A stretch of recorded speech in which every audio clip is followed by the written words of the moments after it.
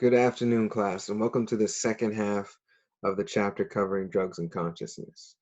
Um, Hope you guys are in a good place. I'm doing all right.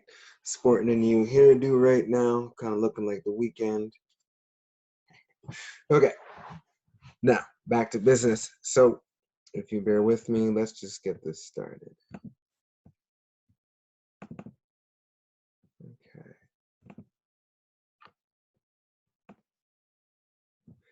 So, if you remember from where we left off last time, um, as I had mentioned, that the halfway point would be stimulants. So, we didn't get into really exploring and covering stimulants. This was actually literally the slide that we left off on. So, we left off with the definition of stimulants being drugs which intensify neural activity and bodily functions. And just before this section last class, we were looking at depressants, which, excuse me, more or less do the opposite. So we've gone through some examples of stimulants, caffeine and nicotine, amphetamines and methamphetamines, and then finally cocaine and ecstasy. So let's move forward. We also looked at some of the effects of stimulants: dilated pupils, increased breathing and heart rate, increased blood sugar, and decreased appetite. Yes, for this page, I do want you to know what a definition of a stimulant is. I want you to be aware of some of the effects that stimulants can have, as well as what are some of the more common examples of a stimulant. So, caffeine. I think let's start with one that most people are familiar with. I personally happen not to drink or consume any caffeine because I don't like coffee and I don't drink teas that have caffeine in it. So let's take a look. So what does caffeine do? Adds energy. I think we all know this. For all the people that we see drinking coffee throughout the day, like, yes, some people very much do enjoy the taste, but for the most part, the reason why it's so popular is a combination of that taste, but also the effects. It's a socially acceptable way of admitting that for whatever reason you didn't get enough sleep or you're tired, and this is a socially acceptable energy boost. We had something was mentioned in a class previous, is that a natural way of giving you an energy boost would be to simply eat an apple. Let's move along. So it adds energy, it disrupts sleep for 3 to 4 hours, which can be a good thing if you're trying not to go to sleep. And again, like, how long the effects last depend on the individual and their own body's reaction to caffeine. It's not going to work. Like, some people could be wired just with 1 cup. Some people need like 4 or 5 in a day. Can lead to withdrawal symptoms if used daily. So some of those withdrawal symptoms can be headaches,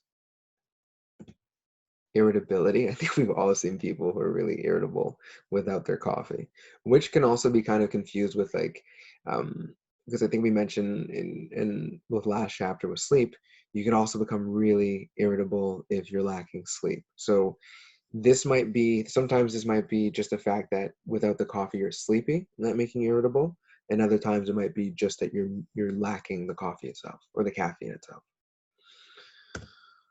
Fatigue, again, if you're used to having that higher level of energy, and difficulty concentrating. So if caffeine gives you a boost or energy, when we're more energized, we're more alert, right? Like when we need to focus or concentrate on a class or a test or for studying for midterms or so, one of the things that we do is we make sure that we don't get tired. Why? The effects it has on our memory, but also the more alert we are, the better able we are to concentrate, focus on things, which has an impact on our ability to learn, to retain, to put it into memory. Okay. And again, as usual, there is a video to support this. The link is at the bottom of the slide, and it focuses on how caffeine keeps us awake. Yeah, how caffeine keeps us awake. So let's move along. So, yes, there is a link at the bottom of the slide that is attached to it, that goes along with the slides, and it focuses on how do cigarettes affect the body. This slide kind of takes a snapshot of it. So you see the individual here, gentleman, he's smoking, and then it covers the different areas of effect. So arouses the brain to a state of increased alertness. Right, it's a stimulant. Increases heart rate and blood pressure. At high levels, relaxes muscles and triggers the release of neurotransmitters that may reduce stress. So as much as nicotine is considered to be a stimulant, we also know that there's a lot of people who smoke, who smoke cigarettes, have a cigarette break to deal with stress, or when they're feeling like they're really stressed or things are on the go constantly to slow things down, they will do that. Number 4, you'll see reduces circulation to extremities. So in this instance, it's the individual's fingers and hands. And then finally, suppresses appetite for carbohydrates. So as I mentioned in a previous class, um, in the past, nicotine, and this is speaking about a time when smoking cigarettes was common. You saw commercials for them. You're allowed to smoke on planes and indoors and restaurants and houses and whatnot. Smoking was often used as a means to suppress appetite, as you see there, so a dieting technique. And a lot of people did this. I think study showed more so maybe women than men, but in general, a lot of people did this to suppress their appetite as a unhealthy form of dieting. So why do people smoke? Let's look at some of the reasons. Starting to smoke. So in the starting part, it could be that you're invited by a peer, someone's important to you, one of your friends encourage you to smoke, or influenced by culture and media. So this occurred a lot more in the past when I said that. Now you'll notice you don't see commercials about cigarettes. You may have seen the odd one about a vape, maybe, but you don't see them about cigarettes. And the large reason for that is you're not allowed anymore. So before, cigarettes used to be advertised, commercials, TV, movies, all of that. And now, because of the effects of nicotine and how addictive it is, not allowed. So that was covering the starting part. In the continuation of smoking. Why? It could be that positively reinforced by physically stimulating effects. So it triggers epinephrine, norepinephrine, dopamine, and endorphins, all creating a sense of being calm, relaxed, or a sense of pleasure, which would encourage people to move towards those.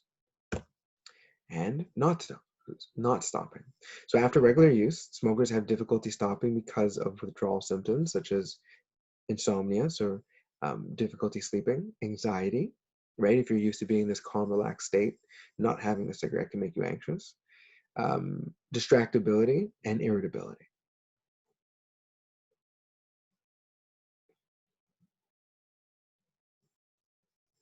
Okay, so let's move to cocaine.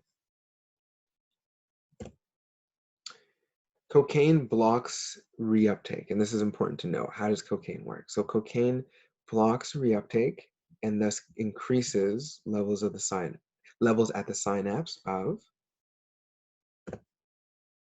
dopamine, which feels rewarding, serotonin, which improves your overall mood, so say with me, norepinephrine provides energy.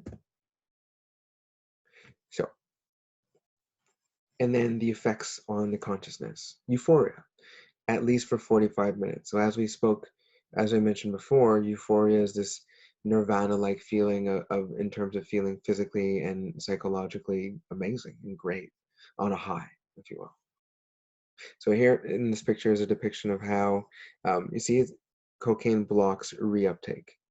So here's how reuptake normally occurs. And then cocaine comes in here to block the reuptake of dopamine, serotonin, and norepinephrine. So by blocking the reuptake, dopamine, serotonin, and norepinephrine are not taken back in or not absorbed. And so those levels, not only are they released, but they remain. Okay, so what happens next? Euphoria crashes into a state worse than before taking the drug, with agitation, depression, and pain. So if you look at it, right, this is like your threshold, like how you normally are. When you take cocaine, it brings you on a high that you're just way above your normal. But when you come back down, this is why it's also called crashing, right? You don't come back down to where you were, where you left off. You crash through that level, and you end up somewhere lower or worse. Okay. And then it says before, so with agitation, depression, and pain. Users develop tolerance, and we spoke about tolerance in the last recording in terms of someone someone's someone's require the reduction of the effects of the drug, so that someone requires more and more of it in order to get a desired effect. So users develop tolerance over time, and withdrawal symptoms of cocaine use get worse, and users take more just to feel normal. So again, going from tolerance, we're needing more of the drug to get the high, the chasing the high, to then withdrawal. So running away from withdrawal, taking the drug to avoid those withdrawal symptoms. Cycles of overdose and withdrawal can sometimes bring convulsions, violence, heart attack, and death. So yes, please know how cocaine works. What are the chemicals that which the reuptake are being blocked? Um, how long on average, minimum on average, does the euphoria last? And then I also want you to have a knowledge of what happens next. So when the euphoria crashes, you crash and you're in a worse state than when you left off. The develop of tolerance and then gradually moving towards withdrawal. And then the potential effects or damages of cycles of overdose and withdrawal. And then again, at the bottom of the slide, you will see that there is a link to a video to support the information. The real history. So again, you'll notice there's a few links towards the real history of drugs, and this is episode 1, focusing specifically on cocaine. A bit more information. So cocaine can be ingested either by inhaling it, as you often see, inhaling it through one's nose. It can be smoked, as in the form of crack. And yes, for some people, this might not be aware of. So there's a relationship between cocaine and crack, or why is it referred to as crack cocaine? The reason for that is that it's a bit more scientific. So based on like crack is a derivative of cocaine, and based on what is done to the cocaine, so it is cooked or it's heated up to a certain temperature that allows a chemical reaction, and what is released or produced at the end is often a small hard-like structure similar to a rock, which is why it's referred to as a crack rock. And so yes, crack is a derivative of cocaine. Usually what happens is that cocaine is considered to be what is known as a rich person or rich man's drug, whereas crack is a lot more cheaper and affordable, which is part of the reason why it's become such a big issue within North America. The high is also a lot more extreme and intense, but the crash and the withdrawal are so much more intense as well from cocaine. So that's the dangers of it. And if anyone's interested at all about understanding about that with cocaine or crack, it is actually quite interesting, and it goes into a whole separate conversation about drug laws in North America and the States, the crack epidemic, how that was like the arguments that was introduced into certain areas. But again, that's a separate discussion. We're not going to get into that. Okay. There may be expectancy effects adding to the euphoria, just as the effects of alcohol sometimes appear when people think they are using. The body habituates to cocaine, and then the user is physically and psychologically dependent on increasing the amount. Let's move along. So, methamphetamines, often referred to as meth or crystal meth. Methamphetamine triggers the sustained release of dopamine, sometimes leading to 8 hours of euphoria and energy. Again, triggers the sustained release, so the continued constant release of dopamine, sometimes leading to 8 hours of euphoria and energy. What happens next? Irritability, so this is the crash. Irritability, insomnia, the possibility of having seizures, hypertension, violence, and depression. Meth addiction can become all-consuming. So here's a picture of a woman over the course of 4 years, right? And this is on the left, you'll see who she was and what she looked like before. And then afterwards, on the other side of it, after 4 years of a meth addiction, what it's done to her in terms of health. And you can see everything from the quality of her hair. You can see that her teeth, you can't see the teeth in the first picture, but oftentimes meth affects with your gums and your teeth as well. So teeth rot away, fall out. You can see her face as well. It's a lot more gaunt, so a lot more skinny, sick looking. She looks a little bit paler as well. These are all the things that can happen to someone who gets addicted to meth. The other thing too is extended use of methamphetamines may cause the brain to lose the ability to maintain normal levels of dopamine, sometimes forever. Okay. So ecstasy and MDMA, what does it stand for? So methylene deoxymethamphetamine. Say it with me. Or more commonly known as MDMA, and from MDMA is often commonly known as Molly.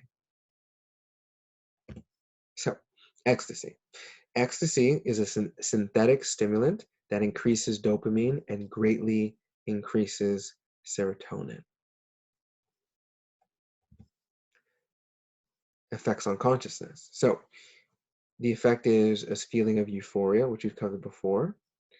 CNS, central nervous system stimulation, the possibility of hallucinations, and artificial feeling of social connectedness and intimacy.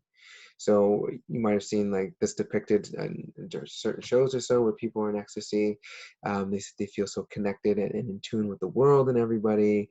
This closeness, this intimacy, feeling in love with everyone, things like that.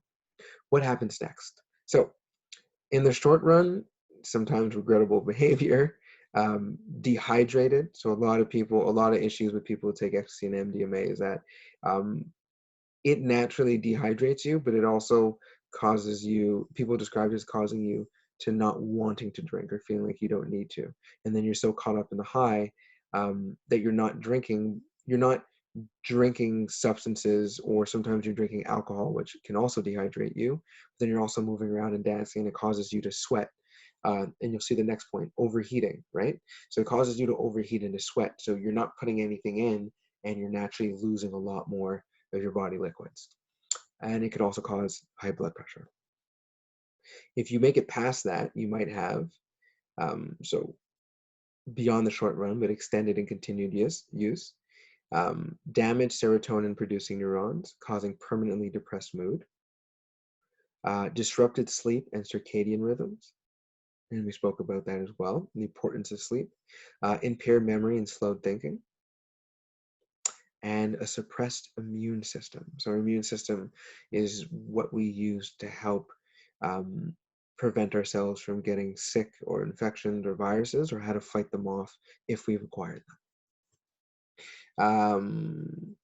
And then again, there's a YouTube video attached, a link to a YouTube video attached to this, and it's The Real History of Drugs, and it's episode 2 covering MDMA.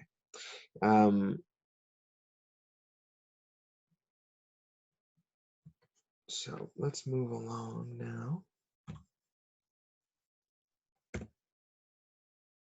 Okay, hallucinogens. So LSD, lysergic acid diethylamide, sorry.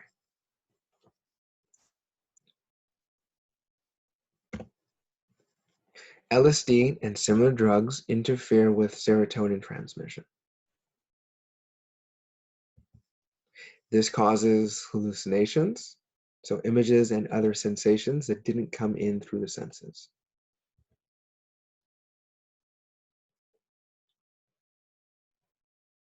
Marijuana and THC. So delta 9 tetrahydrocannabinol. Marijuana binds with brain cannabinoid receptors. So we have, and that's something to keep in mind, like that some of you may not realize. We have, for all the drugs that are being spoken of here and the drugs that people take, the reason why they're effective in part is because for a lot of them, we have receptors in our body for those. The effects of consciousness of marijuana amplifies sensations. So people feeling that everything that they do is better when they do it high. Disinhibits impulses. So when normally you're allowed to inhibit certain things, impulses, drives, thoughts, behaviors, this removes that. And a euphoric mood, just overall sense of feeling really good or great. A lack of ability to sense satiety. Satiety, sorry, I butchered that. So I think it was with your class that I mentioned before. To be satiated or satiation is to be full, to be satisfied from hunger. So I think you know where I'm going with this. If you have a lack of ability to sense satiety, what that means is that you have a lack of ability to sense that you're full or you're no longer hungry. The best way to describe this is what's commonly referred to as having the munchies. The reason why people eat so much or feel like they're always hungry when they smoke marijuana is explained by that last point. What's also important to note is this is why this also explains and points out to some of the more beneficial effects of marijuana and why it is used to treat a number of issues. So if you look at the last two, euphoric mood, some of the benefits of the use of marijuana can overall be how people are feeling. And then the last one, there's been studies and talks of marijuana being used to help people who, for one reason or another, are suffering from a lack of appetite. And so marijuana is something that can be caused to stimulate that appetite and then help them. Marijuana THC continued. So what happens next? Impaired motor coordination, perceptual ability, and reaction time. Why it's so dangerous for people to smoke and then operate heavy machinery or to drive. THC accumulates in the body, increasing the effects of next use.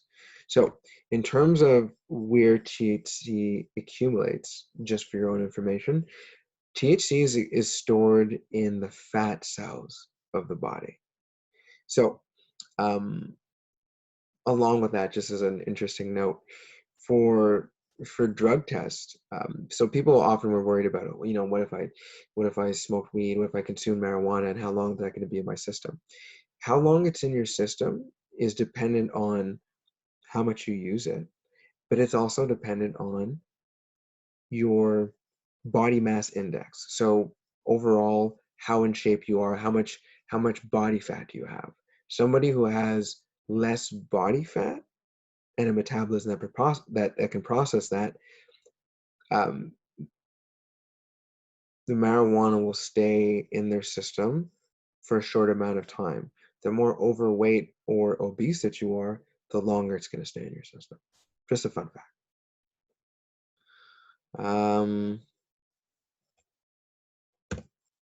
Over time, the brain shrinks in areas processing memory and emotion.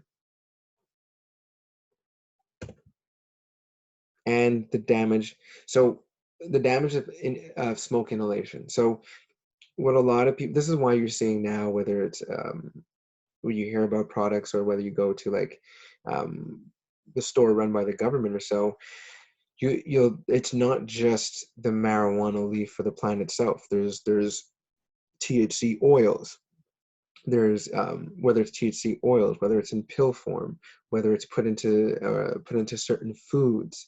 There's a lot of different ways that people are looking for how to ingest marijuana, because the actual marijuana itself can be beneficial and useful in certain quantities and doses for certain situations. But you don't want to treat somebody for one thing, but then cause another problem because they're smoking the weed, and that causes like um, circulatory or respiratory issues, and all the damages that come with smoking anything. Okay. So again, you have a plethora of videos attached to the slide at the bottom in the extra notes, and they cover everything from, again, the real history of drugs with marijuana, a video about psychedelic drugs, real history of drugs looking at LSD, and then the last two videos are each 22 minutes long. So those are for you to decide in case you're really that interested, or because you really have that much time on your hands. Okay.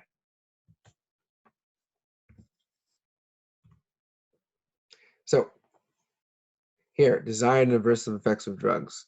You're going to see the table here has everything: alcohol, heroin, caffeine, going all the way down. So it shows virtually all the drugs that we've covered. It covers what type they are, whether depressant or stimulant, um, or hallucinogen. It covers some of the pleasurable effects, and it covers some of the negative effects. What I would like for you guys to know from this table is, I want you to know what the drugs are and how they would be classified: as a depressant, as a stimulant, and mild hallucinogen, or just a hallucinogen. So that's an association that I want you to know. Um, Familiarize yourself with the pleasurable effects and negative after effects of using these drugs. It doesn't mean you need to know all of them, but I want you to be able to name some of the pleasurable effects and negative after effects. So go over, read this, familiarize yourself with this table, please.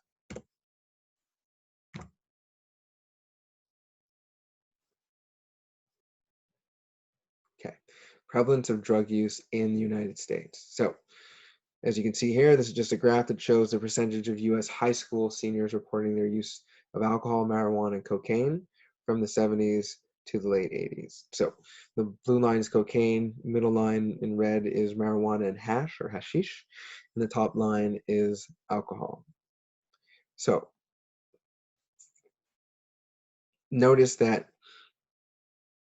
in 1975, when this started, um, the higher percentage, high school seniors reported the highest percentage of use of alcohol, followed by marijuana, followed by cocaine. So cocaine seemed to have a little bit of a spike um, during the 80s, but for the most part, it stood the same. Marijuana, on the other hand, started off strong in 1975 when it started, took a huge dip during the 80s and early 90s, and then it slowly made its way a little bit back up. Whereas alcohol, according to this graph, has steadily been on a decline over the years. So, and as you see here, it reports that nicotine use as of 2011. So 26% of high school dropouts smoke, 6% of people with graduate degrees smoke. What that means, I'll leave it up to you guys.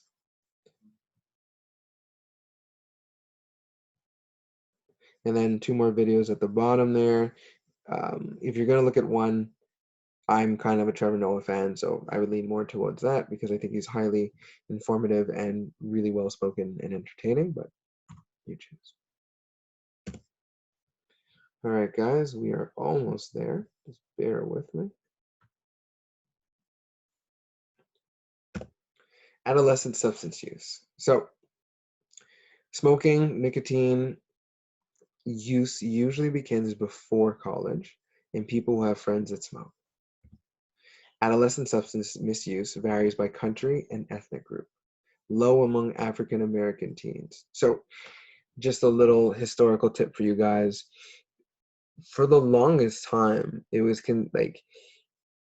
the longest time culturally in African American culture, it was frowned upon to smoke. Now, it doesn't mean that certain people didn't smoke cigarettes or nicotine, but for the most part, it was seen as something that was very rare and that Black people, for the most part, don't do. This has changed over time, but still, when you look at it relative to other groups, most often African Americans, Black people, do not smoke cigarettes to the same degree as others. And for some reason, when they do, a decent amount of them like menthols. I don't know. Okay, so adolescents tend to overestimate substance misuse by their peers. Getting more accurate information reduces risk of alcohol misuse. So everybody believes that everybody else is just drinking and smoking. And it's only when you realize, like, no, it's still the minority of people who are actually doing that. You're like, oh, okay. And I think that speaks to as well an importance of, especially during adolescence, the importance of not wanting to feel left out, keeping up with the crowd, fitting in. I think that also leads to a lot of people engaging in substance use because this belief that everybody's doing it, it's important to do it to fit in. And only when you realize that that's a myth, um, then that reduces this pressure, this importance kind of using. There's also the risk of substance misuse. So risk of substance misuse is reduced by the following three factors. So information on long-term costs to short-term pleasures, which is why I'm sure some of you have had it in your schools when you're in high school. Organizations come in to talk to you about this, hopefully by giving you that accurate information that it does help reduce the overall use. Finding a sense of personal worth and purpose. So I think the more of a healthy, confident self-image that you have of yourself, there's, I think, less of a need to use substances either to kind of create positive feelings, to fit in, to feel important, or to escape certain things. And then finally, building skills in resisting perceived peer pressure. So, and again, there's a video attached to the slide.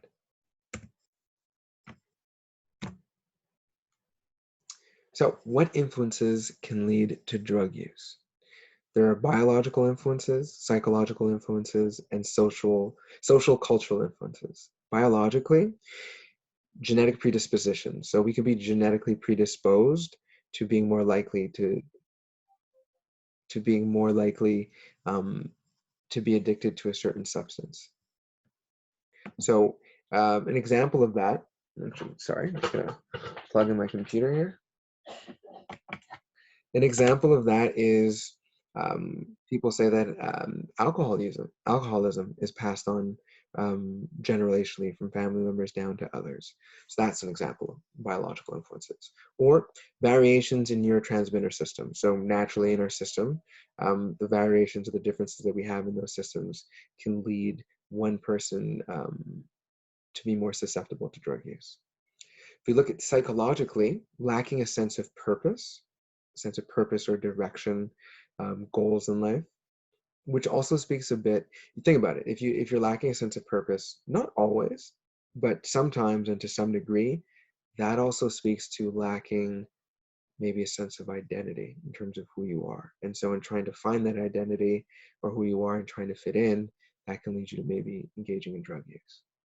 There's also living under significant stress, and the drug use is in looking to move towards drugs as a form of managing that stress because you feel that you don't have the power to do it any other way, or a way of escaping that stress momentarily. And I think we've all know people who have done this at some point in their lives, feeling that they're in a bad situation and that's their only way out. And then finally, psychological disorders such as depression. And then if we look finally at social cultural influences, urban environment. So what you're exposed to, what you see in your neighborhood when you're growing up, even at home, cultural attitude towards drug use. And there's a lot like certain cultures, whether that be because of just the cultural view, whether because of that cultural view is also influenced by religion or so. So like we can look at we could look at Muslim people and strict adherence to the Quran, and how that strict adherence means no ingesting or taking of any substances or things that can intoxicate or render the body impure, so like drugs. And so that's an example of how cultural attitude towards drug use, along with the environment it's going to create, can influence drug use. And then peer influences as well. Do you have peers that are against drug use and stay away from it, encouraging you to do the same? Or do you have peers that are using it, and then because they represent a way of making it safer, they represent a model, or your desire need to fit in, that can influence you to engaging in drug use? So yes, I want you to be able to identify what are the 3 influences for drug use, and then within them, so those would be biological, psychological, and cultural. Hiccup again. And then I want you to know what are the points underneath them. Okay.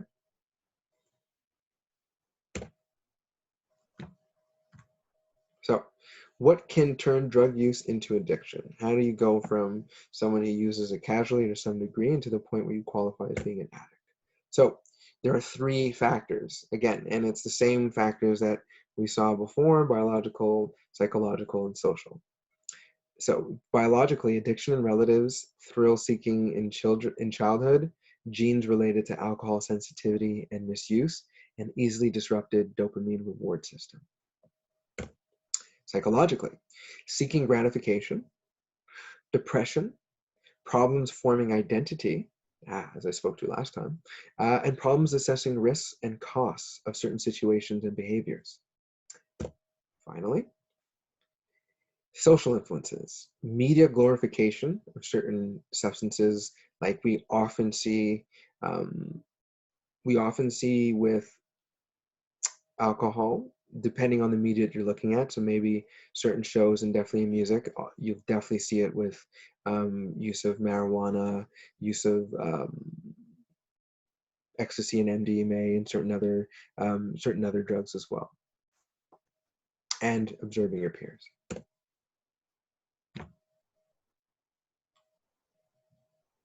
So, influence for drug prevention and treatment. What's important is education about the long-term costs of drug use. A lot of people just don't understand what they're getting into, and if they did, that would seriously curb their behavior.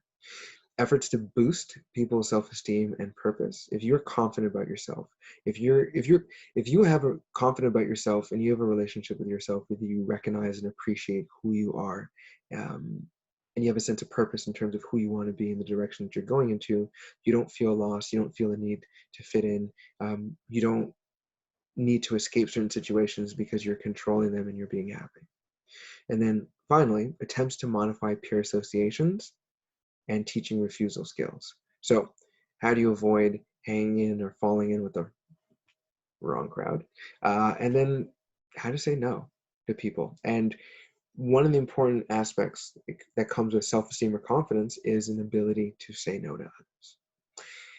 Thank you for your time for today in the second half of our lecture covering drugs and consciousness. Again, wishing and hoping that you and your family and your loved ones stay healthy and stay safe.